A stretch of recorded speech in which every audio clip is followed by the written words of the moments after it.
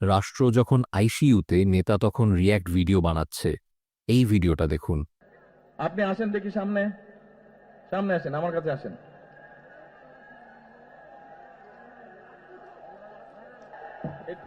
এই লোক আপনাদের মানুষ?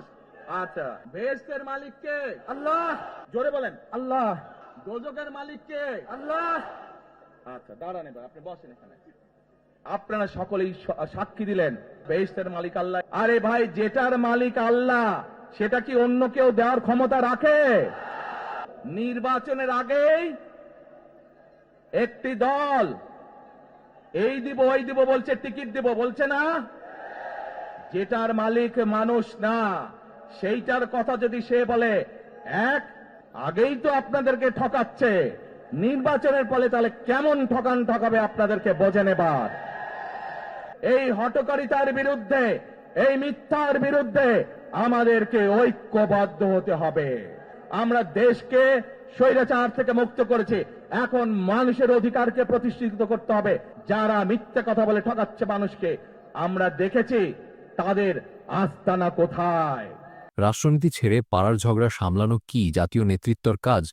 দেশটা আগুনে পুড়ছে, আর বিএনপির প্রধান নেতা তারেক রহমানকে দেখে মনে হলো উনি ব্যস্ত পাড়ার চায়ের দোকানে কে কারে কি বলছে সেই খবর নিয়ে।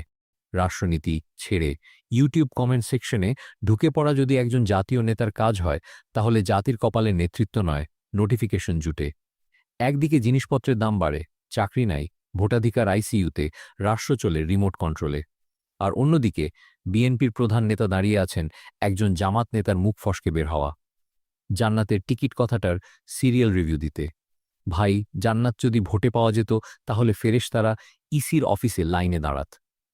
আর দোজক যদি শাসনে আসতো, এই উপমহাদেশ এতদিনে ছাই হয়ে যেত। এইটা নিয়ে হইচই করা মানে চোর ধরতে গিয়ে চোরের স্যান্ডেল নিয়ে প্রেস কনফারেন্স করা। সমস্যা জামাত কি বলছে তা না, সমস্যা হলো দেশ কোনো দিকে যাচ্ছে, সুষ্ঠু নির্বাচন কিভাবে হবে, চাঁদাবাজি, দখলদারি, মাস্তানি এগুলো কিভাবে বন্ধ করা যাবে, মানুষ কেন কথা বলতে এখনো ভয় পায়? এই প্রশ্নগুলো এড়িয়ে একজন জাতীয় নেতা কিভাবে মাইক্রোফোন হাতে নিয়ে পাড়ার ঝগড়ার রেফারি সেজেছে? এখানেই আসল রাগটা। কারণ আমরা চাইছিলাম নেতা মানে রিয়্যাক্ট নির্দেশনা, আর যা পাচ্ছি নেতা মানে রিয়্যাক্ট ভিডিও। এই দেশ ছোট কথা দিয়ে ধ্বংস হয়নি, এই দেশ ধ্বংস হয়েছে বড় মানুষদের ছোট চিন্তায়। তাই বলি, আপনি যদি সত্যিই বিকল্প হন, তাহলে বিকল্প কথা বলুন। জান্নাত দোজক ছেড়ে এই দুনিয়ার মানুষগুলোর কথা বলুন। না হলে ইতিহাস আপনাকে মনে রাখবে নেতা হিসেবে না, একজন বড় মাপের দর্শক হিসেবে, যিনি স্টেজে উঠে নিজের ম্যাচ না খেলে অন্যের আউট নিয়ে তালি দিচ্ছিল।